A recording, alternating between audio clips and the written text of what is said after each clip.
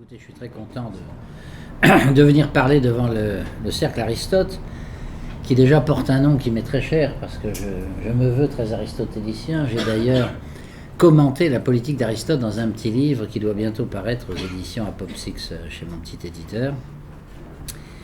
Donc je suis déjà venu d'ailleurs parfois à des réunions que vous aviez organisées, et j'en apprécie la qualité.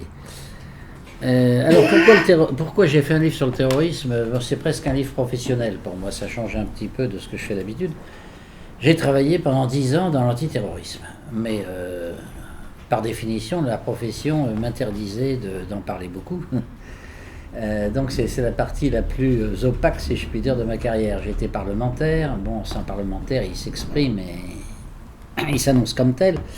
Mais j'étais inspecteur général au ministère de l'Intérieur et j'ai été chargé pendant de nombreuses années de missions sur le terrorisme, avec notamment sans doute mon meilleur adjoint qui était le préfet Roger Marion, qui a fait un petit chapitre de ce livre aussi. Roger Marion, lui, est un ancien... Alors moi j'ai fait l'ENA, et une carrière classique au ministère de l'Intérieur, à l'inspection générale. Lui, c'est très différent, il était parachutiste et puis ensuite il est rentré à la police judiciaire. Et assez rapidement, il est devenu le patron de la division nationale antiterroriste de la police judiciaire. Et c'est là où il a commencé vraiment à se spécialiser, si je puis dire, dans l'antiterrorisme. Et après, il a été préfet délégué pour la police à Marseille et à Lille. Et puis, il a rejoint l'inspection générale, donc où il m'a retrouvé. Et il est devenu à ce moment-là mon adjoint, on a travaillé ensemble, on a fait un certain nombre de missions antiterroristes. Donc voilà l'origine du livre. Alors si vous voulez, en faisant de l'antiterrorisme, je faisais de la prévention antiterroriste essentiellement, c'est-à-dire j'allais dans les aéroports, je voyais les dispositifs qui avaient été pris, je demandais qu'on modifie un certain nombre de choses. Donc c'était de la prévention antiterroriste, c'était pas de la lutte antiterroriste, si vous voulez, revolver au poing, ça c'est le travail des policiers proprement dit. Et puis...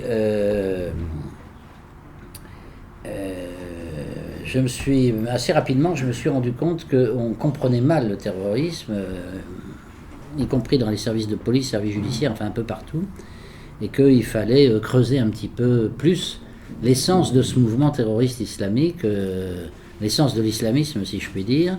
Et donc j'ai beaucoup travaillé sur cette question-là. Donc je vais vous parler pas mal de la doctrine des terroristes islamiques et pas de leur action.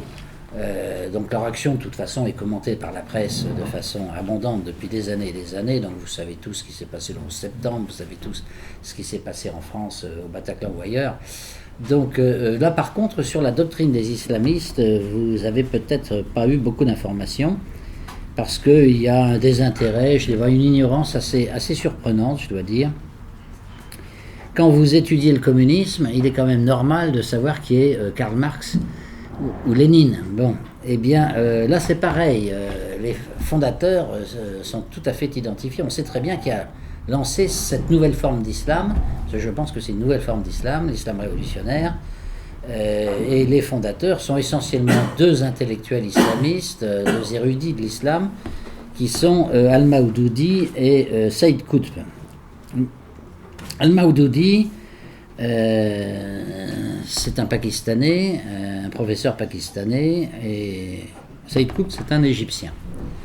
Mais avant peut-être de vous décrire un peu la vie des deux fondateurs, si je puis dire, et vous verrez d'ailleurs, après je parlerai d'autres intellectuels islamistes qui aujourd'hui d'ailleurs inspirent l'État islamique, c'est-à-dire Daesh.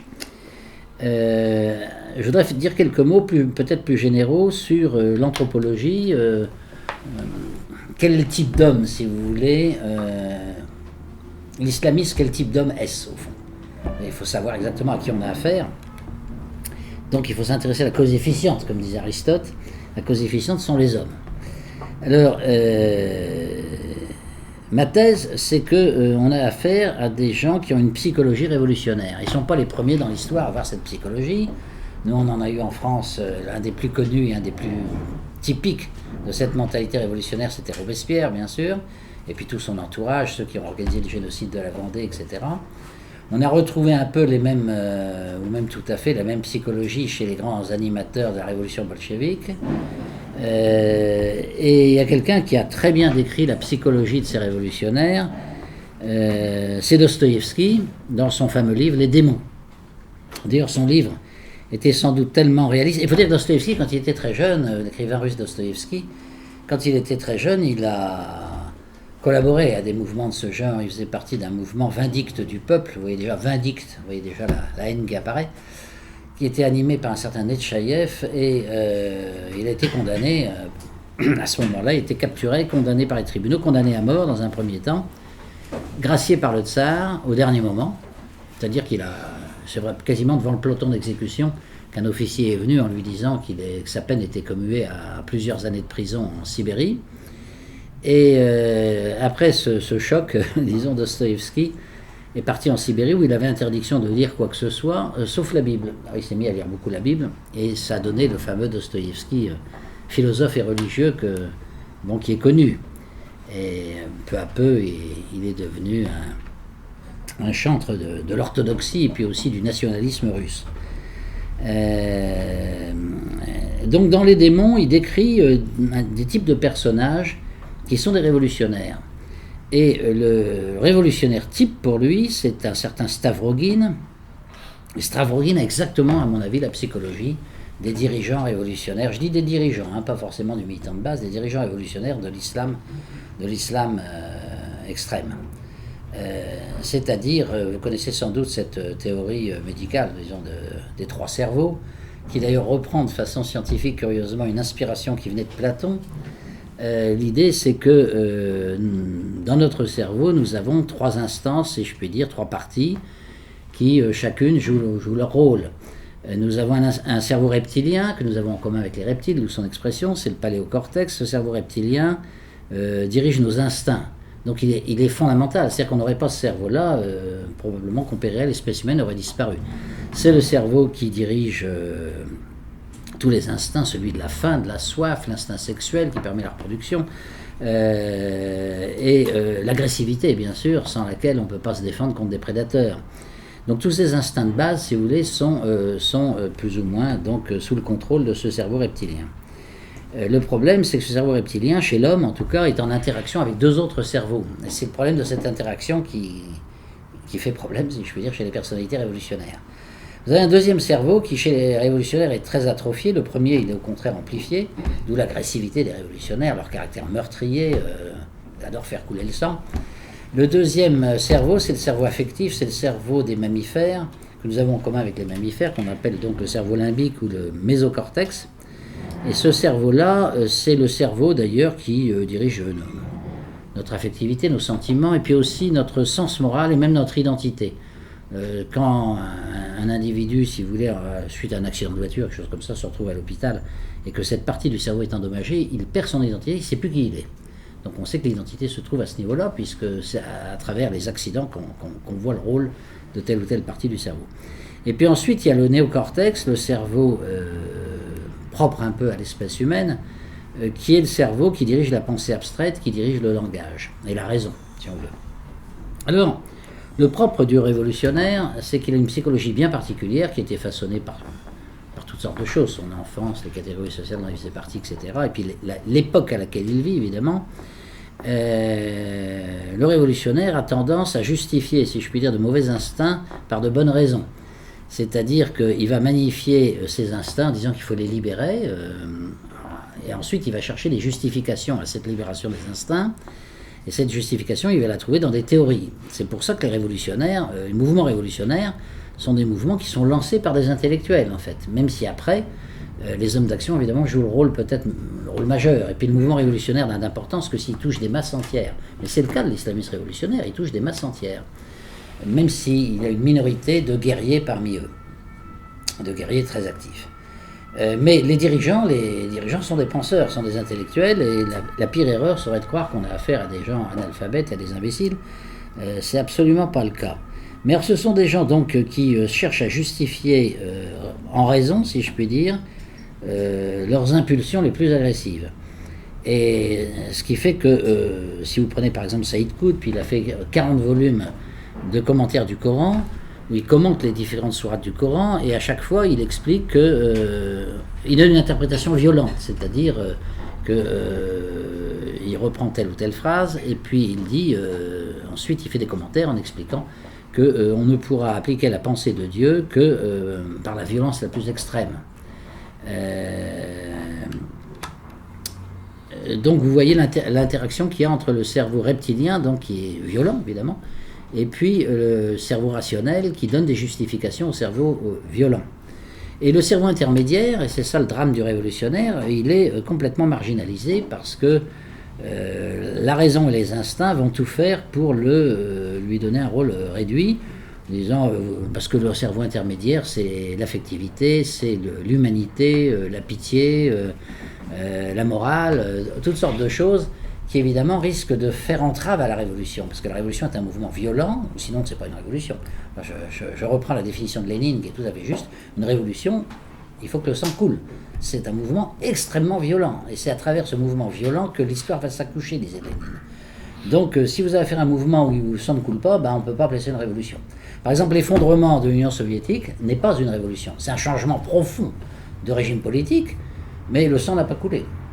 La révolution, il faut que le sang coule. Donc c'est le cas de la révolution française, évidemment, surtout à la période jacobine, la période de 1792, mais la révolution bolchevique, bien sûr, la révolution cambodgienne avec Pol Pot, où là on a massacré un tiers de la population, la révolution de Mao Tse-tung, bien sûr, tout ça sont des révolutions extrêmement violentes, et ça fait partie de la doctrine, en quelque sorte. La violence est nécessaire pour faire accoucher l'histoire, en quelque sorte.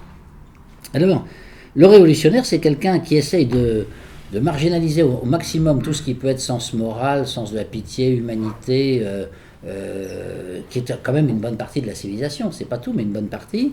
Tout ça est marginalisé au profit des instincts les plus violents, qui sont justifiés donc par un raisonnement. Et le raisonnement, c'est la doctrine des islamistes, que je vais maintenant vous décrire, donc, parce qu'ils ont une doctrine très élaborée. Et cette doctrine, d'ailleurs, est à peu près continue, en partant des fondateurs, donc El Maoudoudi et Saïd Qutb, c'est juste après la Seconde Guerre mondiale. Ensuite, un des grands moments, disons, c'est la personnalité de Ben Laden, qui a joué un rôle évidemment assez important. Et puis Ben Laden avait à côté de lui un idéologue qui est mort d'ailleurs tout récemment, qui avait pris sa succession à la tête d'Al-Qaïda, qui s'appelle Al-Zawahiri. Et Al-Zawahiri est un des grands idéologues aussi de l'islamisme révolutionnaire. Puis il y en a d'autres, dont je vous dirai quelques mots, Azam, et puis Al-Zarqawi, enfin Abou Bakr al-Naji, ils sont tous un certain nombre. Et alors, Al-Zarqawi est important parce que c'est lui qui a fait passer l'idéologie, disons, de Ben Laden à l'État islamique. C'est lui qui a servi de lien entre les deux. Et le calife actuel donc, de l'État islamique, El-Baghdadi, est un disciple très proche de Al-Zarqawi. D'où d'ailleurs le combat que Daesh mène aussi contre les chiites, parce que c'est une particularité de Zarqawi de dire que les chiites sont tout aussi diaboliques que les occidentaux. Ce qui n'était pas forcément le cas, ce n'était pas le cas des grands fondateurs du début, qui n'avaient rien contre les chiites, enfin pas grand-chose, ce n'était pas le problème pour eux. Donc vous avez... alors moi ce que je déplore, si vous voulez, c'est que on a des orientalistes, bien sûr, comme Gilles Kepel, par exemple, qui ont étudié assez à fond ces auteurs, mais d'une façon générale, la presse n'en parle jamais, les médias n'en parlent jamais, ou très peu, un petit peu parfois. Bon, il y a eu une grande enquête, je crois que c'était dans le Point, sur l'islamisme, où il citait quand même Saïd Qutb, par exemple. Mais je crois que pour bien comprendre ce qui se passe, il est important de savoir l'avis peut-être de ces intellectuels qui ont lancé le mouvement, et puis leurs principales idées, bien entendu. En sachant qu'on a affaire à un mouvement de militants fanatiques, si je puis dire, dans les djihadistes, qui sont des combattants, qui sont des guerriers, mais de la même manière que les jacobins enragés ont été des militants un peu du même type, que les militants communistes dirigés par Lénine étaient un peu dans le même style. Donc c'est un phénomène nouveau, si vous voulez, dans la mesure où il se fonde sur les textes sacrés du Coran. Mais c'est un mouvement qui n'est pas nouveau dans la psychologie de l'humanité. Il y a toujours eu dans l'humanité, plus ou moins, des gens qui étaient des extrémistes révolutionnaires, qui voulaient transformer la société de fond en comble. Même au Moyen-Âge, Thomas Müntzer, par exemple, avec sa fameuse commune chrétienne de Münster, c'était un mouvement un peu du même type que le bolchevisme, sauf qu'il était fondé évidemment sur le christianisme et sur la Bible. Donc je vais vous dire maintenant quelques mots de El Maoudoudi et Saïd Qutb. parce qu'il faut connaître quand même les personnages qui ont lancé le mouvement. Ils ont lancé le mouvement, je dirais, vers la fin de la Seconde Guerre mondiale. Bon, en Égypte, il y avait déjà toute une organisation qui préfigurait tout ça, qui s'appelait les Frères musulmans, fondée par Hassan el-Banna. Mais c'est surtout Saïd Qutb qui a donné vraiment la colonne vertébrale de la doctrine, disons, en Égypte, de cette fameuse idéologie. Donc elle démarre en Égypte, ça démarre souvent en Égypte d'ailleurs, toutes ces choses-là, et au Pakistan. Alors Al-Madoudi, il est un peu plus vieux que Saïd Qutb, c'est un théologien pakistanais, donc il est né en 1903, vous voyez, donc c'est le début du XXe siècle, et il est mort en 1979, il est mort de maladie aux États-Unis d'ailleurs. Et c'est le premier des islamistes du XXe siècle, enfin, à prôner le retour au djihad pour réaliser une révolution islamique intégrale, cette notion qu'il popularise dès 1940 avec son écrit « La croyance révolutionnaire de l'islam en résumé ». Donc c'est pas moi qui ai inventé le terme, hein, quand je dis le mouvement islamique est un mouvement révolutionnaire. En fait, c'est un écrit du premier fondateur qui est Al-Maududi et qui dit « La croyance révolutionnaire de l'islam ».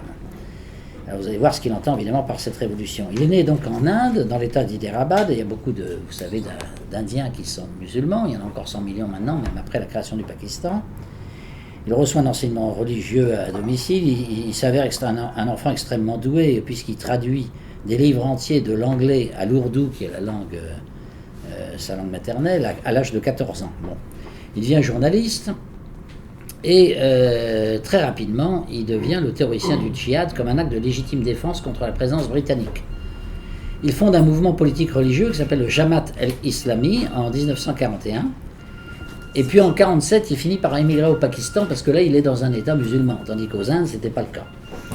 Et alors, il va faire de l'agitation politique au Pakistan pour que le pays devienne un véritable état islamique. Mais ça va mal se passer parce que les dirigeants du Pakistan, ils sont musulmans, bien sûr, mais ils ne veulent pas d'une révolution totalitaire à l'image de ce que souhaite El-Maududi. Donc il est arrêté plusieurs fois, il est condamné à mort plusieurs fois, et finalement il est libéré en 1964, tellement les mouvements populaires sont en sa faveur. Le gouvernement du Pakistan est un peu terrorisé. Il se dit, ce type, si on le met à mort, on ne sait pas ce qui va se passer, donc il vaut peut-être mieux le libérer. Cela dit, entre-temps, il tombe cardiaque, il part aux USA pour être soigné par la médecine occidentale, parce qu'elle a quand même des mérites. Et il meurt à Buffalo, dans un hôpital. Voilà. Et son corps, ensuite, va être rapatrié à Lahore. Donc ça, alors, il écrit 120 livres, donc vous voyez, c'est quand même pas mal. Et il a consacré aussi 30 ans à traduire en ourdou, donc dans la langue du Pakistan, la langue officielle, le Coran. Et il explique quelque chose qui est important. Il dit, l'islam, c'est pas vraiment une religion, c'est beaucoup plus qu'une religion. Enfin, qu'une religion au sens où les Occidentaux parlent de religion. L'islam, c'est un mouvement absolument totalitaire, une foi totalitaire, qui englobe la politique, l'économie, la législation, la science, l'humanisme, la santé, la psychologie, la sociologie. Donc c'est un mouvement absolument qui traite de tous les sujets possibles sur le plan intellectuel. Il explique que les musulmans ne sont pas une nation, mais un peuple à vocation universelle. Donc il affirme la vocation universelle de l'islam. Il affirme le caractère totalitaire de l'islam qui ne doit pas être cantonné à une religion avec des prières, etc. et des rites. C'est un mouvement global qui s'empare de tout, un peu comme le communisme prétendait une explication globale de l'univers aussi. Hein. Et un autre point très important, c'est l'idée que le Coran n'est pas une théorie froide. Donc c'est pas une théorie de théologien, style saint Thomas d'Aquin, si vous voulez. Le Coran est un appel à la passion guerrière, pour mener une bataille sans merci contre 3 démons qui sont l'incrédulité, le fait de ne pas croire évidemment, la malveillance et l'iniquité, donc l'injustice. C'est pour ça d'ailleurs que souvent le mouvement islamiste porte le nom de mouvement pour la justice. C'est le cas même du parti de Erdogan en Turquie par exemple. Alors la société islamique évidemment, d'après El Madoudi, repose sur la charia, sinon on rompt le contrat avec Dieu. Donc c'est un système juridique clos en quelque sorte. Et comment on peut le mettre en place? Il faut une révolution islamique. Alors c'est là où il utilise le terme révolution qu'il emprunte aux Occidentaux. Il faut faire une révolution islamique qui va établir un État islamique parfaitement totalitaire qui repose sur Dieu, la prophétie et le califat. Et cet État doit tout englober. Il n'accepte aucune sphère personnelle, il n'accepte aucune vie privée. Ce qui était le cas d'ailleurs des militants les plus extrêmes sous la Révolution française comme sous la Révolution bolchevique. La vie privée était considérée comme une calamité. Le militant révolutionnaire fait la révolution, puis il ne fait que cela. c'est presque un moine guerrier, si je puis dire. Et alors, il explique que bien sûr, les non-musulmans pourront être tolérés à condition de payer un impôt spécial et puis d'avoir un statut diminué. La révolution doit être mondiale, comme la révolution communiste, et le djihad, c'est un combat quotidien qui a une dimension militaire essentielle, mais il n'est pas que militaire, c'est dans tous les domaines en quelque sorte. Il faut bien avoir dans l'esprit que Dieu fixe la loi et que les ennemis sont inspirés par Satan. Et comme les ennemis sont inspirés par Satan, aucune pitié ne doit leur être accordée. Alors les religieux traditionnels étaient assez gênés par cette nouvelle doctrine, enfin c'est une forme d'islam, hein, mais ils n'étaient pas d'accord forcément avec tout, notamment le côté ultra-totalitaire, ultra-violent et ultra-militariste. Et donc il s'est battu au Pakistan contre les religieux traditionnels qui ne voulaient pas vraiment accepter tout cela. Alors, il a eu un disciple qui est le plus célèbre, qui à mon avis est peut-être le vrai fondateur, encore que El Madoudi, c'est pas rien, comme je vous ai expliqué, c'est Saïd Qutb. Alors Saïd Qutb, c'est très intéressant de voir la vie qu'il a menée, parce que ça explique son engagement, j'allais dire politique, enfin son engagement totalitaire. Saïd Qutb, c'est un enseignant, un poète, un théologien, c'est un poète, il a fait énormément de poésie. Militant des frères musulmans, il naît en 1906, donc la même période que l'autre, mais il est mort pendu en 1966. Il a été condamné par le régime de Nasser parce qu'il avait comploté contre lui, bien sûr. Il a écrit 24 livres, dont son fameux À l'ombre du Coran. Alors, À l'ombre du Coran, on ne peut pas dire que c'est un livre, parce que c'est un ensemble de 30 volumes qui commente dans le détail tous les textes du Coran, en les interprétant de façon systématiquement violente et révolutionnaire. Alors qu'est-ce qui s'est passé avec Saïd Qutb? C'est assez intéressant ce qui lui est arrivé dans sa vie, c'est que c'était un haut fonctionnaire d'éducation nationale égyptienne sous le roi Farouk, et puis il était remuant, parce qu'il disait on n'enseigne pas le Coran comme il faut, ce sont des traîtres, il y a des traîtres partout, l'islam égyptien est un islam complètement dilué, c'est pas le vrai. Et donc comme il était très agité, disons, le gouvernement de l'époque s'est dit on va se débarrasser de lui pendant 2 ans, on l'a envoyé aux États-Unis pour étudier la pédagogie américaine dans les grandes universités américaines, faire un rapport au gouvernement ensuite.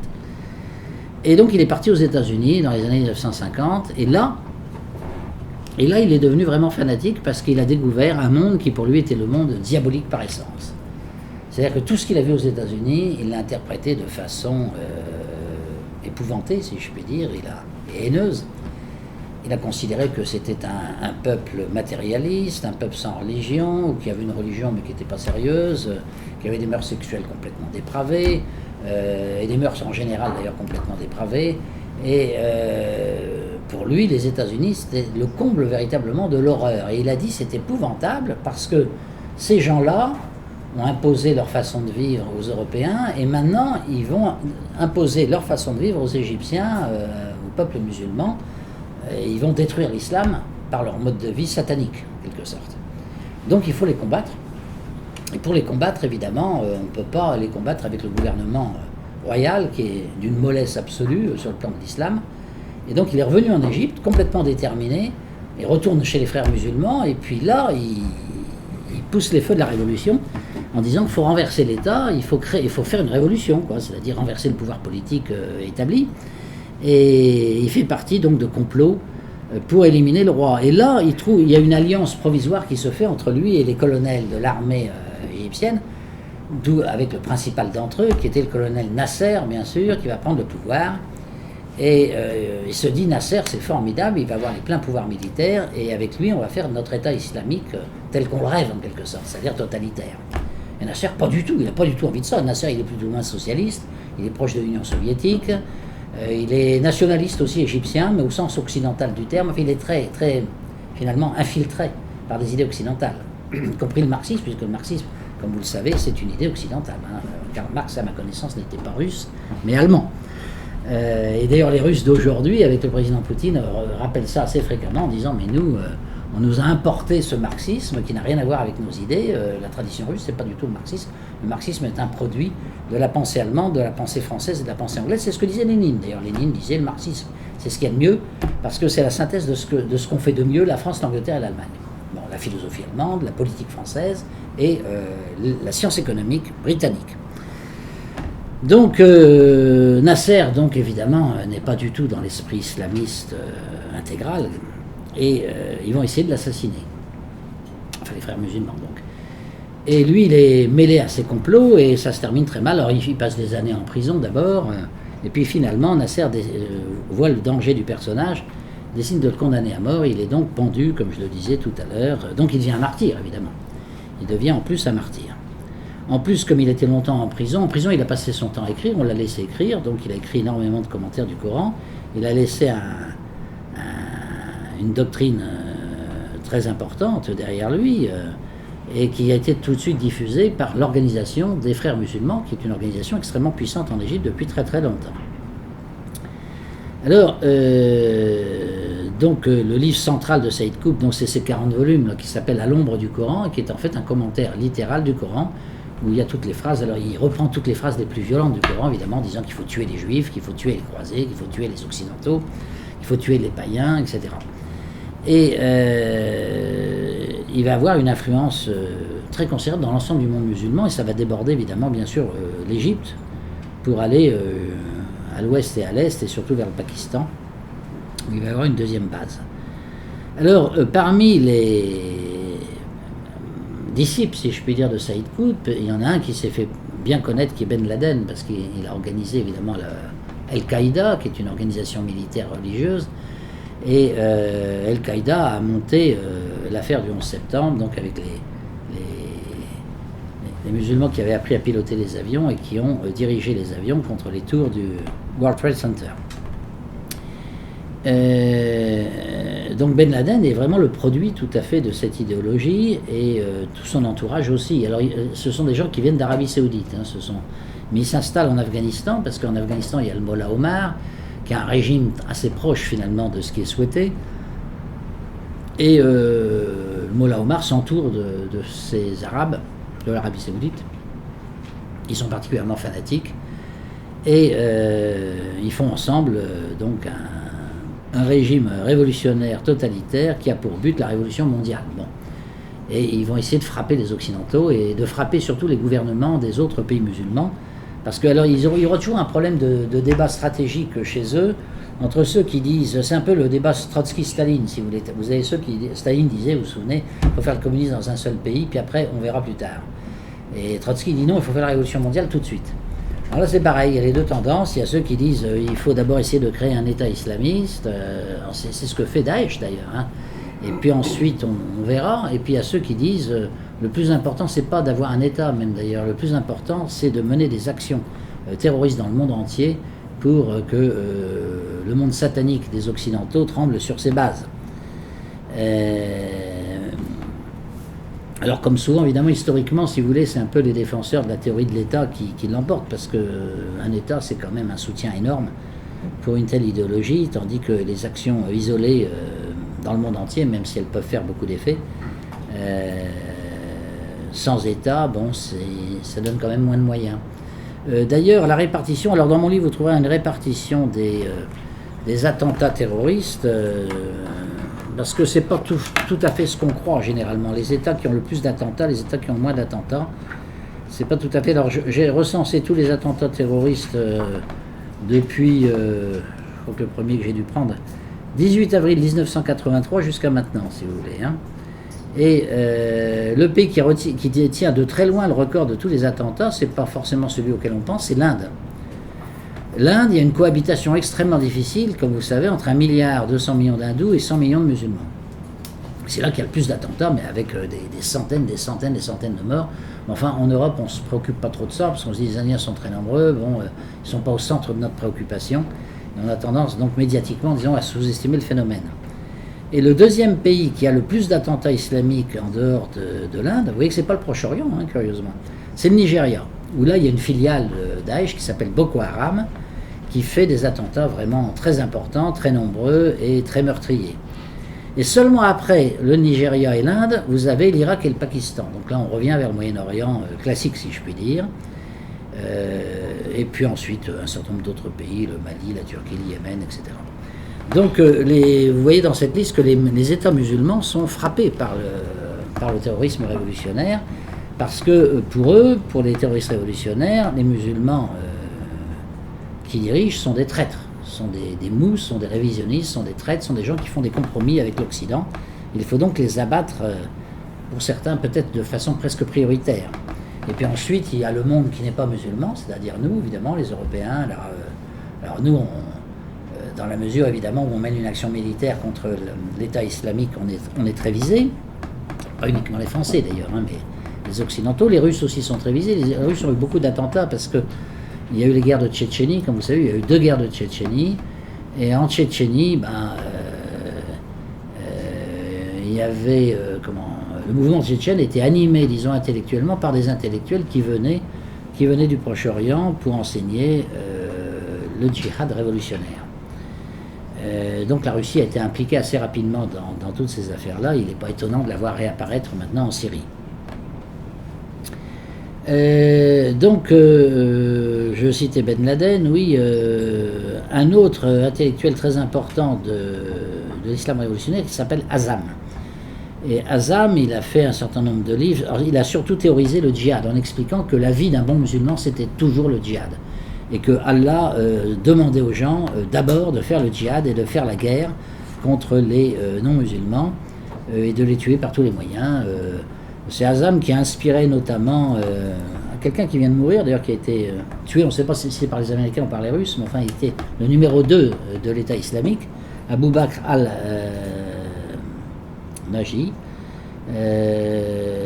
et qui disait il faut tuer les infidèles par tous les moyens, y compris par des voitures, des camions, des couteaux, avec tous les moyens. On retrouve ça évidemment dans les attentats, on retrouve ces différents moyens dans les attentats les plus récents, notamment ceux qui sont produits en France. Azzam est donc le théoricien du djihad et il explique qu'il faut créer un État militariste, djihadiste en quelque sorte, qu'il appelle la base solide. Alors la base solide, la base c'est Al-Qaïda, hein, c'est le titre, c'est le mot qui a été repris ensuite par Ben Laden. Et à ce titre, donc, c'est un des auteurs majeurs. Il y a aussi Al-Zawahiri. Al-Zawahiri, c'est un médecin extrêmement brillant de l'université du Caire qui a rejoint ensuite Ben Laden et qui a fait un certain nombre d'écrits, effectivement, surtout sur l'aspect politique de la lutte djihadite et de la lutte révolutionnaire djihadiste. Il a fait un livre notamment qui s'appelle L'allégeance et la rupture, donc on voit bien ce que ça veut dire. L'allégeance, c'est les musulmans qui font allégeance aux Américains, aux Occidentaux et aux non-musulmans, disons, ce qui est une trahison absolue. Et la rupture, c'est ce qu'ils souhaitent. Et c'est lui qui a le plus écrit sur la théorie selon laquelle la démocratie est une religion qui concurrence la religion d'Allah. La démocratie, contrairement à ce que disent les Occidentaux, c'est pas simplement un régime politique, c'est en fait une véritable religion. C'est une religion matérialiste, une religion impure, une religion satanique. Et il faut donc détruire cette idéologie démocratique, bien sûr. Et là, c'est notamment un appel à renverser les parlements des différents États musulmans qui existent, en expliquant qu'un parlementaire, c'est quelqu'un qui se prend pour Dieu.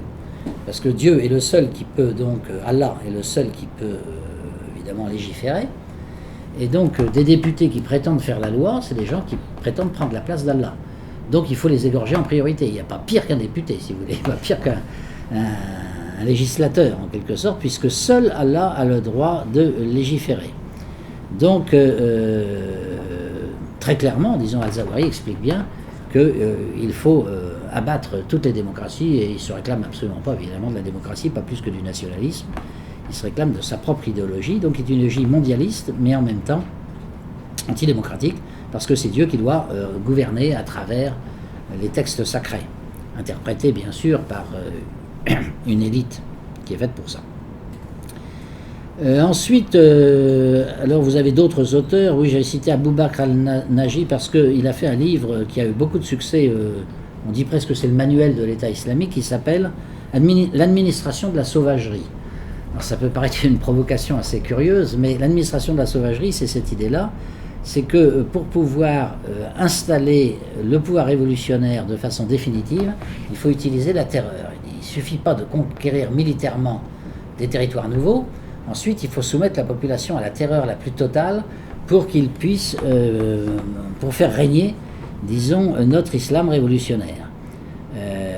c'est là où on retrouve d'ailleurs cette espèce de sauvagerie révolutionnaire que vous avez chez Pol Pot au Cambodge, que vous avez eu dans les guerres de Vendée en France. Hein. Je veux dire, c'est pas un phénomène complètement unique et complètement original de ce point de vue-là. Alors, le but, bien sûr, outre la constitution d'un État islamique, c'est peu à peu de former à l'idéologie islamique révolutionnaire les masses musulmanes, alors les masses musulmanes des pays musulmans bien sûr, mais aussi les masses musulmanes qui ont émigré, notamment en Europe occidentale. Et là, ils n'utilisent pas l'expression, mais enfin on peut dire que les révolutionnaires islamistes reprennent, sans utiliser le terme c'est vrai, mais reprennent la théorie de Mao Tse-tung, la théorie du poisson dans l'eau. C'est Mao Tse-tung disait pour qu'une révolution soit réelle, efficace et qu'elle pénètre l'ensemble du corps social, il faut que le révolutionnaire soit à l'aise dans le tissu social, qu'il soit dans le intégré dans le tissu social comme le poisson dans l'eau. Le révolutionnaire doit être au milieu du prolétariat comme le poisson dans l'eau. Ça, c'est la thèse marxiste. Bon. Alors là, il ne s'agit pas de prolétariat au sens ouvrier, bien sûr, mais c'est l'idée que les communautés musulmanes d'Europe occidentale doivent servir de terreau et les révolutionnaires doivent pouvoir circuler dans ces communautés comme un poisson dans l'eau. C'est là où, si vous voulez, quoi que puisse dire l'État français actuel, qui à mon avis ne comprend pas très bien la réalité de ce qui se passe, il y a un lien, que ça plaise ou que ça ne plaise pas, mais il y a un lien indiscutable entre le phénomène migratoire et le phénomène terroriste. On sait bien d'ailleurs à Europol, l'institution de police européenne que je connais bien, bon, on considère qu'avec la dernière vague migratoire, il y a à peu près 3000, 4000 djihadistes qui ont pénétré en Europe. Bon, sur 1 million de personnes, évidemment, c'est une minorité, c'est toujours une minorité qui est active. Mais on ne peut pas dire l'immigration n'a strictement rien à voir avec l'islamisme, l'islam. C'est totalement faux. C'est comme si on disait le communisme n'a rien à voir avec les masses ouvrières. Bah si, au siècle dernier, c'était le cas. Parmi les ouvriers, il y avait beaucoup de communistes. Et puis, les communistes arrivaient à circuler parce qu'ils avaient toutes sortes de complicités. Et c'est exactement ce que vous avez actuellement avec les différents djihadistes qui sont sur notre territoire. Ils trouvent une complicité, évidemment, dans les quartiers où on est plutôt musulman. Ils ne vont pas trouver des complicités parmi les Chinois du 13e arrondissement. Ils ne vont pas trouver non plus des complicités chez les Vendéens catholiques traditionnalistes. Hein. Donc ils les trouvent forcément là où il y a des musulmans qui ne sont pas forcément des extrémistes, c'est vrai, mais qui vont les tolérer, qui vont les respecter, qui vont les laisser, s'ils ont besoin d'une chambre pour dormir, ben on leur donne une chambre gratuitement. Bon, et puis là, ils font leurs actions. Le propriétaire de la chambre, il n'est pas forcément lui-même un guerrier, bien sûr, mais il est complice, quoi. On va les aider, c'est quand même nos frères, etc. Bon. Et puis parfois, ils ont peur, même carrément, parce que les djihadistes sont capables éventuellement de les menacer s'ils s'aperçoivent qu'il n'y a pas suffisamment de complicité dans la population cible, en quelque sorte, qui est la leur. Voilà, donc il y a un lien indiscutablement entre le phénomène migratoire et le phénomène terroriste. Et d'ailleurs, statistiquement, on retrouve l'évidence de ce que je viens de dire. En Pologne, il n'y a jamais eu un seul attentat terroriste musulman islamique jusqu'à présent, parce qu'en Pologne, il n'y a que des Polonais, si vous voulez, qui en généralement sont catholiques, donc on ne voit pas très bien, effectivement, comment un terroriste tout seul en Pologne pourrait arriver à trouver des armes, à trouver un logement, à pouvoir vivre, si vous voulez, le minimum, disons, d'une vie de guerrier djihadiste dans une population qui est complètement fermée, évidemment, à son idéal à lui. De même, au Japon, il n'y a pas de terrorisme islamique. Enfin, les pays qui sont hostiles à l'immigration, là je viens de citer 2 États qui sont presque politiquement, officiellement hostiles à toute forme d'immigration, bon, ces pays-là sont plus protégés que les autres, indiscutablement. Alors ça, je sais bien que c'est pas bien vu de dire ça, par un certain nombre de milieux officiels, mais enfin, dans les milieux, si vous voulez, qui combattent vraiment sérieusement, je veux dire, l'islamisme, enfin, qu'ils le font par profession, comme moi je l'ai fait pendant quelques années, ce que je viens de dire est un peu une évidence. Hein. Si vous dites ça au préfet Marion, il va vous dire, bah oui, évidemment. Si vous dites ça au juge antiterroriste comme le juge Laurence Levert, il va vous dire, bah oui, c'est évident, il y a un lien entre l'immigration et le terrorisme. Alors, il y a aussi un lien entre un terrain favorable. Alors, qu'est-ce que c'est que le terrain favorable pour cette idéologie? Parce que c'est une idéologie, donc il faut qu'elle convainque des gens, il faut qu'elle recrute des nouveaux partisans, puis ensuite, on va essayer de les faire agir en faisant des attentats. Bon.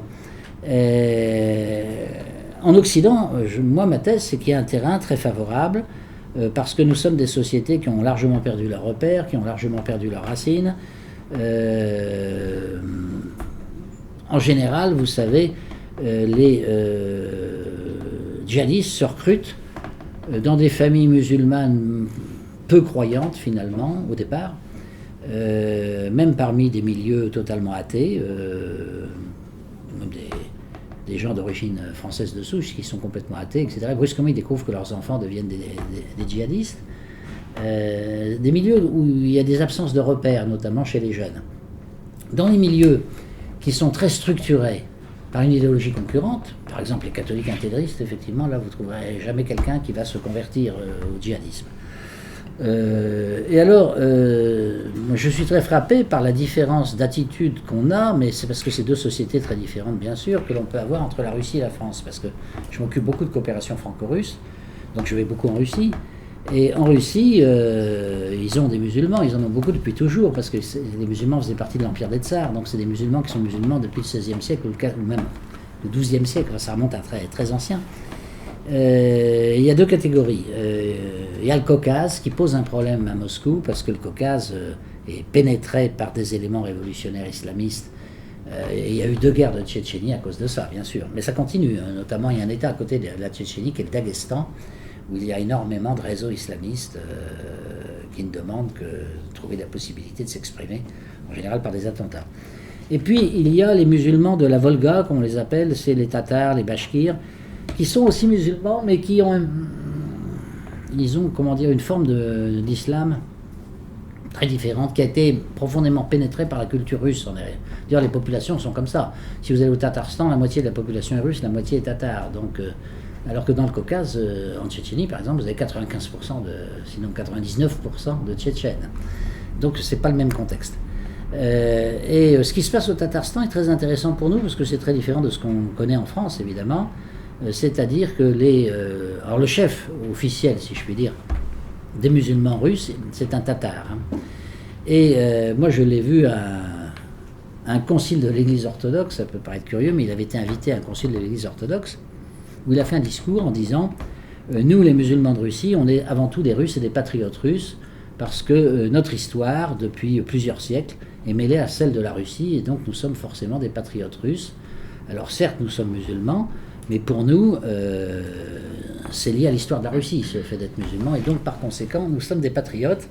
Et d'ailleurs, je demande toujours à mes corréligionnaires d'avoir des sentiments bienveillants pour l'orthodoxie, et il a été jusqu'à dire, par exemple cette année, c'était l'année dernière, cette année c'est l'anniversaire, l'Xème anniversaire, je ne sais plus, de la mort de Saint Serge de Radonège, qui est un grand saint russe, qui a participé à la lutte contre les anciens Tatars, justement, et contre les Mongols. Il a dit, Saint Serge de Radonège, c'est un grand patriote russe, et j'ai demandé à tous les musulmans de prier pour son âme. Prier pour son âme, parce que nous, en tant que musulmans, on prie Allah, évidemment, pour l'âme de ceux qui sont des justes. Et celui-là, c'est un juste qui a toujours défendu la patrie russe, etc. Et donc, nous respectons et nous prions pour l'âme de Saint-Serge de Radonège. Bon. En dehors de la Russie, je ne connais pas beaucoup de musulmans qui tiennent des discours pareils, hein, si vous voulez. Alors, si vous voulez, c'est dans un contexte, évidemment, très différent du nôtre, parce que la Russie, la nouvelle Russie, celle de Poutine, j'ai fait un livre là-dessus, bon, c'est un peu ma spécialité, la nouvelle Russie de Poutine est un pays extrêmement patriote et très attaché aux valeurs traditionnelles. Et on enseigne à l'école le patriotisme de façon très systématique. On a rétabli d'ailleurs l'enseignement militaire à l'école, pour les garçons comme pour les filles. Dans ce contexte, si vous voulez, de patriotisme exacerbé, surtout chez les jeunes, mais qui est organisé par l'État, qui est volontaire. Mais la société russe est tout à fait d'accord, c'est pas difficile de faire ça. Bon, il n'y a pas beaucoup de place, si vous voulez, pour un révolutionnaire islamiste qui voudrait renverser le gouvernement de la Russie, qui voudrait s'attaquer à la nation russe au nom d'un totalitarisme islamique. Il n'y a pas de place pour ça. Donc ça ne veut pas dire qu'il n'y en ait pas, mais en général ils viennent de l'extérieur, ils sont plutôt dans le Caucase, ils sont très minoritaires, et à ma connaissance, ils ne font pas beaucoup de recrutement efficace. Sauf peut-être, encore une fois, dans le Caucase, qui est un cas particulier. Tandis que chez nous, on est vraiment très inquiet de voir le nombre de conversions, le nombre le recrutement qui est fait par les réseaux djihadistes qui ont bien sûr toute la sphère d'Internet, si vous voulez, où vous pouvez trouver toute la doctrine djihadiste sur le réseau d'Internet. Mais vous avez des réseaux, des cellules en quelque sorte, des cellules djihadistes qui existent un peu partout dans nos banlieues et qui évidemment essayent de faire le maximum de prosélytisme. On arrive à des paradoxes. Par exemple, moi je me souviens d'un paradoxe policier, si je puis dire, quand je m'occupais du terrorisme, c'est que quand on voyait un bloc d'immeubles dans une banlieue qui devenait calme, un bloc d'immeubles où autrefois il y avait beaucoup de délinquance, beaucoup de prostitution, beaucoup de trafic de drogue, des choses comme ça, brusquement les indices, si vous voulez, de criminalité diminuent. Il y a de moins en moins de trafic de drogue. À la fin, il n'y a plus de trafic de drogue du tout.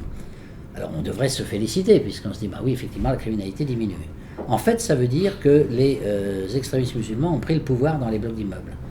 Et dans leur doctrine, il n'est pas question de faire du trafic de drogue, ça ne va pas du tout avec l'idéologie.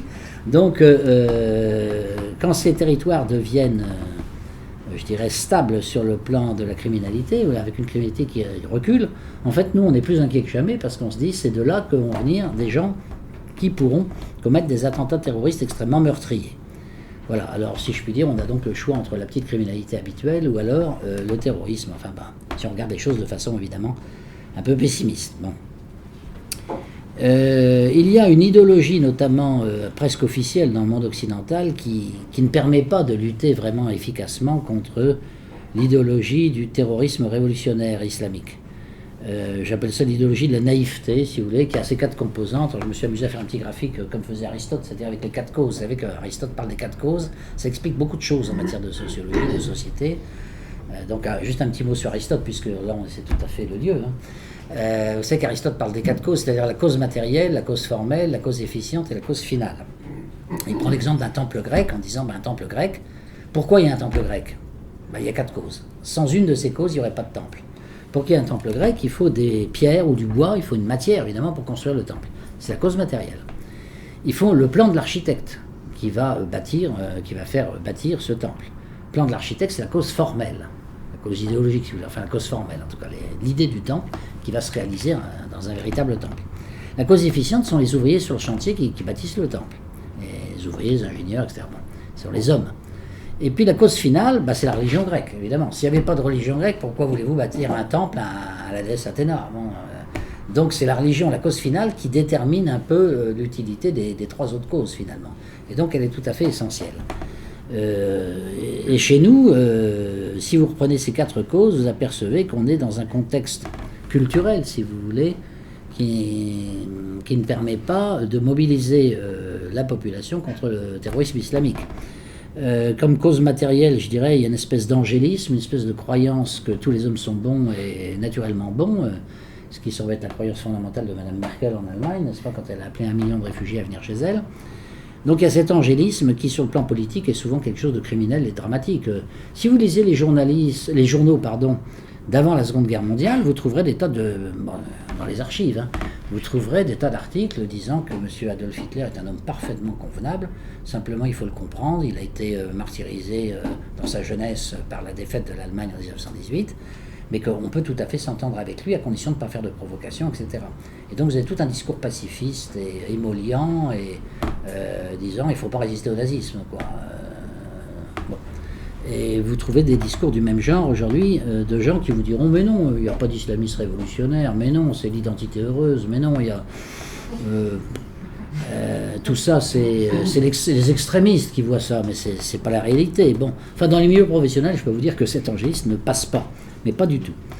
La cause formelle, je dirais, la cause, c'est-à-dire l'idéologie qui sert d'arme à cet angélisme, je dirais carrément que c'est ce qu'on appelle une espèce d'obsession compulsive qu'on appelle l'antiracisme. Alors, au nom de l'antiracisme, n'est-ce pas, on n'a pas le droit de discriminer qui que ce soit,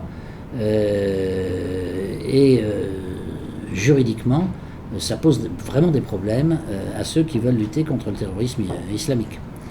La cause efficiente, ce sont les hommes. Alors les hommes sont les idéologues, effectivement, sont les idéologues, je parle de la naïveté, l'idéologie de la naïveté.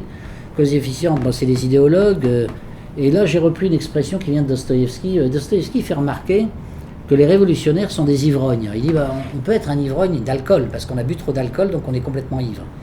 Mais si vous êtes fanatisé par une idéologie de ce type, totalitaire, vous êtes comme un ivrogne, c'est-à-dire vous n'avez plus du tout des réactions d'homme normal, et vous répétez sans arrêt évidemment ce qu'il y a dans votre ivrognerie, si je puis dire, dans cette espèce d'idéologie qui s'est emparée de votre cerveau. C'est pour ça que le livre d'ailleurs, Les démons de Dostoïevski a été appelé aussi les possédés, on l'a traduit aussi par le mot les possédés, parce qu'ils sont possédés par une idéologie dont ils ne peuvent plus se défaire, enfin qui est devenue une deuxième nature chez eux. Et à un moment, il y a Verkovensky qui est un des idéologues révolutionnaires qui veut convertir justement un type qui s'appelle Stavrogin, qui est un aristocrate. Il veut le convertir, Stavrogin, parce que Stavrogin est un homme qui n'a pas de sentiment. Il est capable de dégorger quelqu'un avec un couteau sans avoir le moindre sentiment et sans plaisir, parce qu'il ne prend pas de plaisir dans le il n'est pas du tout sadique, hein. Il fait ça froidement. Et alors il dit, ça c'est une qualité formidable pour un révolutionnaire, donc vous devriez être notre chef, parce que vous avez vraiment toutes les caractéristiques psychologiques qu'il faut. Vous n'avez pas le moindre sentiment, vous êtes capable de tuer quelqu'un, au nom de la cause bien sûr, mais sans le moindre accompagnement sentimental qui pourrirait la cause en quelque sorte. Et Stavrogin, lui, ne veut pas entrer dans la secte en question. Il regarde Verkovensky, il dit mais vous êtes un ivrogne. Alors, il dit, comment ça, je suis un ivrogne, je ne bois jamais d'alcool. Non, vous êtes un ivrogne par votre idéologique. Il y a des gens qui sont des ivrognes en buvant de l'alcool, et puis il y en a d'autres qui sont des ivrognes en buvant de l'idéologie, si on peut dire. Et la cause finale, la cause finale de la naïveté chez nous, c'est une doctrine qui est très bien portée dans les élites, dans les milieux juridiques, surtout qu'on appelle la doctrine des droits de l'homme. Au nom des droits de l'homme, on ne peut rien faire, et ça aboutit presque à des actions antisociales, disons, au nom des droits de l'homme. Droits de l'homme, vous savez, c'est une notion particulièrement dangereuse, moi je trouve, parce qu'elle permet de justifier n'importe quoi. Une chose qu'on ignore, j'aime bien le dire de temps en temps, notamment quand j'ai des interlocuteurs américains, c'est que c'est peu connu d'ailleurs, mais la Cour suprême des États-Unis, donc un peu avant la guerre de sécession, a fait un jugement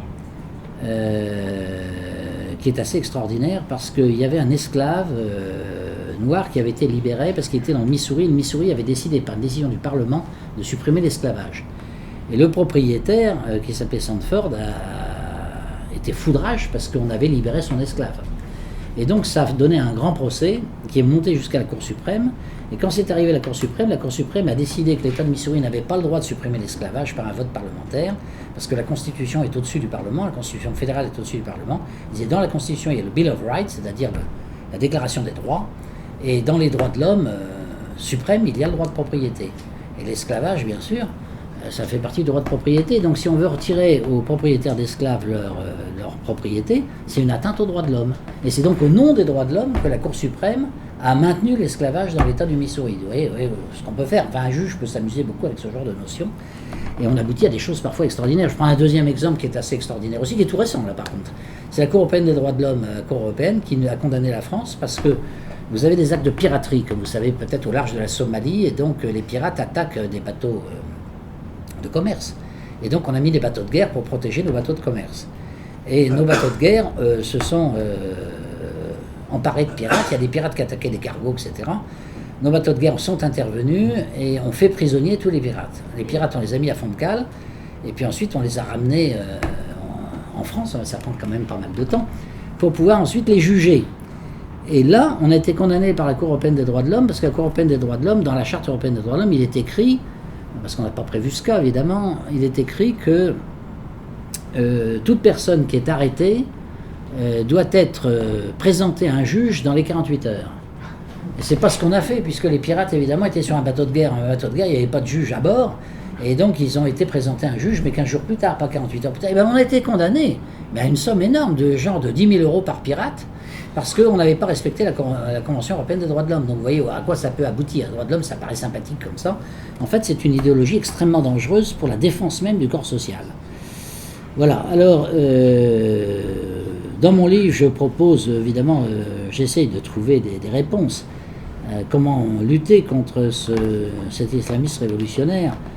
Alors, d'abord, je pense que philosophiquement, il faut sans doute restaurer nos valeurs traditionnelles et notre patriotisme, un peu comme font les Russes, pour créer un corps social cohérent qui ne se laisse pas en quelque sorte diluer face à un ennemi qui est extrêmement déterminé. et qui a une philosophie cohérente, contrairement à ce qu'on pourrait croire.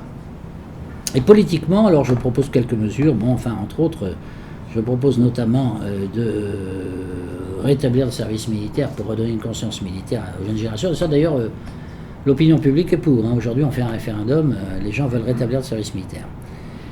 Deuxièmement, je propose la création d'une garde nationale, comme elle existe aux États-Unis, comme Poutine vient d'en créer une en Russie d'ailleurs. Une garde nationale qui permet donc à tout citoyen, il peut s'engager volontairement dans la garde nationale et donc recevoir une formation militaire et il apporte une contribution, si vous voulez, au maintien de l'ordre à côté des forces militaires et des forces de police traditionnelles. Donc ça fait une troisième force supplémentaire, si vous voulez, mais qui est bien diffusée dans tout le corps social, parce que les membres de la garde nationale, vous les trouvez partout, à toutes les professions, etc. Et donc ça vous permet, puisqu'on a affaire à un ennemi qui est aussi diffusé dans le corps social, ça permet d'avoir des gens qui peuvent servir de relais à la police et à l'armée. Donc je propose aussi, bien sûr, l'enseignement, un nouvel enseignement du patriotisme qui a été complètement abandonné après la guerre et après mai 68, surtout pour des raisons idéologiques que vous connaissez. Et puis enfin, de créer une coalition internationale contre le terrorisme. Alors ça, on en parle beaucoup, ça on en parle plus dans les journaux. Mais une coalition internationale valable, si vous voulez, ne peut se faire qu'avec la Russie, évidemment. Or, la coopération avec la Russie se fait quand même, notamment en Syrie, mais elle est très étroitement limitée par les interdictions que nous font les Américains, qui ne veulent absolument pas, évidemment, voir l'armée ou même les services de police européens coopérer de trop près avec les Russes, puisque le but géostratégique des Américains, actuellement en tout cas, je ne sais pas si ça durera toujours dans l'avenir, mais actuellement, c'est de séparer la Russie du reste de l'Europe le plus possible pour pouvoir dominer l'Europe occidentale, parce que c'est plus facile évidemment. Et donc, la grande crainte des Américains, c'est de voir une réunification, si je puis dire, des Russes et des Européens, parce que ça ferait un bloc énorme, plus important que le leur d'ailleurs, et ça, ils ne veulent pas voir ça apparaître à aucun moment. Voilà, enfin ça c'est de la géopolitique, c'est pas uniquement de la lutte antiterroriste bien sûr, mais enfin on ne peut pas séparer tout, parce que toutes les choses sont un petit peu intriquées les unes dans les autres. Voilà, donc finalement, je pense qu'on peut lutter contre le terrorisme à condition de bien comprendre la nature du phénomène, c'est-à-dire que c'est un phénomène révolutionnaire qui va durer probablement un siècle, comme c'est des cycles. Le communisme, ça a duré un siècle aussi à peu près, donc les phénomènes révolutionnaires sont des cycles. Mais ça dure assez longtemps, il ne faut pas s'imaginer que ça va disparaître du jour au lendemain.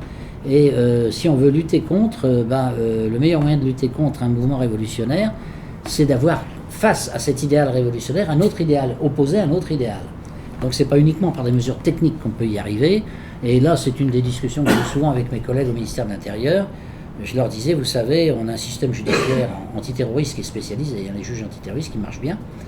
On a des services secrets qui ne marchent pas trop mal, de temps en temps il y a un loupé, mais enfin dans l'ensemble on arrive. Vous savez que la réalité c'est qu'il y a un gros attentat antiterroriste en France tous les mois.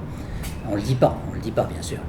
Mais les 9/10 de ces attentats sont arrêtés par la police grâce aux services secrets. Bon, c'est les services secrets qui permettent d'infiltrer, etc. Puis on a des moyens électroniques qui permettent vraiment d'écouter leurs conversations et donc de les arrêter.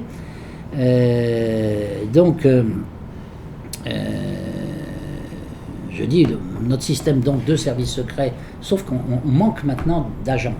Il faut recruter beaucoup plus d'agents dans les services secrets, parce qu'on a de plus en plus de terroristes apprentis, si je puis dire, avec la nouvelle immigration. Donc on a des services secrets qu'il faut renforcer en hommes, des services de police et militaires, donc les militaires sont de plus en plus impliqués dans la lutte antiterroriste, alors qu'au départ, ils étaient exclus, ils n'avaient pas le droit de s'occuper d'antiterrorisme. Et puis, il y a la justice, notre justice spécialisée, disons, qui fonctionne bien parce que c'est une justice spécialisée. Je vais vous dire, il faut des juges spécialisés, je veux dire, pour deux raisons. La première raison, c'est d'abord que tous les juges ne sont pas forcément des gens qui ont un courage physique exceptionnel. Par définition, les gens qui ont un courage physique exceptionnel sont des exceptions. Et quand vous êtes juge antiterroriste, moi j'en connais personnellement, vous vivez tout le temps avec 4 ou 5 gardes du corps autour de vous. Bon, il y a des magistrats, ils ont choisi le métier de juge, mais pas pour mener une vie pareille. Donc il faut sélectionner quelques juges qui, eux, sont prêts, sont volontaires d'ailleurs, pour être juges antiterroristes. Donc il faut des juges spécialisés. Deuxièmement, ceux qui sont juristes ici comprendront ce que je vais dire, notamment, c'est que normalement, quand vous luttez contre le crime, vous luttez contre des actes qui ont été commis. Le gros problème juridique du terrorisme, c'est qu'il s'agit de lutter avant que les actes aient lieu. Vous n'allez pas attendre qu'un acte ait lieu pour ensuite condamner les acteurs. Il faut empêcher l'action antiterroriste, donc de façon préventive. Donc ça veut dire qu'il faut mettre en prison des gens qui n'ont rien fait. Enfin, qui ont préparé des choses, mais ils n'ont rien fait. Ils n'ont pas tué qui que ce soit, puisqu'on veut les empêcher de tuer, justement. Donc en droit classique, un magistrat qui a été formé au droit classique, il est vraiment gêné, il ne sait plus du tout comment s'en tirer, etc. Donc il a fallu faire des lois spéciales pénales antiterroristes, et il faut des magistrats spéciaux antiterroristes. Et alors je dis ça à mes collègues, je leur dis voilà, donc tout ça c'est quand même assez au point, même si c'est pas parfait. Mais alors il y a une grande faiblesse chez nous, c'est le recrutement des terroristes, l'idéologie terroriste, la lutte contre cette idéologie. Là on n'est pas vraiment armé. Réponse de mes collègues généralement, mais si, on va arriver à les convaincre, à les empêcher de se convertir au terrorisme islamique en leur enseignant la laïcité et les droits de l'homme. Je dis, vous foutez du monde ou quoi? Je dis, vous êtes prêts, vous, à mourir pour la laïcité? Moi, historiquement, si vous faites des études d'histoire, vous verrez que les hommes sont prêts à mourir généralement pour 3 causes essentielles. Il peut y en avoir d'autres, hein, mais enfin, il y a 3 causes essentielles. C'est leur famille, défendre leur famille physiquement. Ça, ils sont prêts à mourir en général, enfin s'ils ont un peu de moralité. Bon. Deuxièmement, leur patrie, défendre leur patrie, ça, les gens qui meurent pour la défense de la patrie, ça existe aussi. Et puis Dieu, la défense de leur Dieu. Ça aussi, les gens sont prêts à mourir pour ça. Mais mourir pour la sécurité sociale, mourir pour la laïcité, mourir pour des causes idéologiques finalement, d'idéologie politique, ça ne marche pas. Et il y en a un, je veux dire, qui le savait mieux que les autres. Parce que même si c'était un horrible meurtrier, il était très intelligent, évidemment, il s'appelait Staline. Et vous savez ce qu'il a fait pendant la Seconde Guerre mondiale? Il n'a pas du tout appelé les Russes à combattre pour le communisme, ou combattre pour l'Union soviétique, ou combattre pour le socialisme, pas du tout. Il a très bien compris que ce n'était pas une motivation suffisante pour que les gens sacrifient leur vie face à Hitler. Il a ressorti quelque chose qui n'avait rien à voir avec le marxisme-léninisme, c'est-à-dire le patriotisme russe, l'idéologie de la Sainte Russie. Il a fait venir le patriarche à la radio pour parler à ses frères. Et il y a fait lui-même un discours une fois, Staline, en disant « mes frères », pour parler aux Russes. Il n'a pas dit « mes camarades ». Parce qu'il s'est dit « c'est ça qui marche ». Si on veut vraiment des gens qui soient déterminés, motivés, etc., pour écraser les troupes nazies, il faut utiliser la religion orthodoxe et le patriotisme. Et donc il a joué cette carte pendant toute la guerre, parce qu'il savait très bien que son idéologie à lui, auquel il croyait bien sûr, le communisme, ça ne suffisait pas. Alors on a le même problème aujourd'hui. Alors aujourd'hui l'idéologie officielle n'est pas le communisme bien sûr, mais c'est l'idéologie des droits de l'homme, et ça ne permet pas de lutter contre un mouvement totalitaire. Donc je pense qu'il faut effectivement faire un peu à sa manière ce qu'a fait Staline. Il faut donc relancer le patriotisme, parce que ça c'est un vrai motif pour se battre jusqu'à la mort, et puis relancer aussi sans doute tradition de la civilisation française, et notamment les traditions religieuses, qui sont aussi quelque chose de très très fort. On constate que les gens qui se sont battus contre le totalitarisme, en général, étaient souvent des gens profondément chrétiens. Hein. Je veux dire, je pense à des résistants français comme l'amiral Thierry d'Argelieu, qui était en même temps moine. Je pense à l'amiral Koltchak ou le général Dénikine, qui était profondément orthodoxe. Et en général, ça va ensemble. Donc le patriotisme, aussi des traditions spirituelles. On ne peut pas en rester simplement à la litanie des droits de l'homme. Voilà. Merci de votre attention.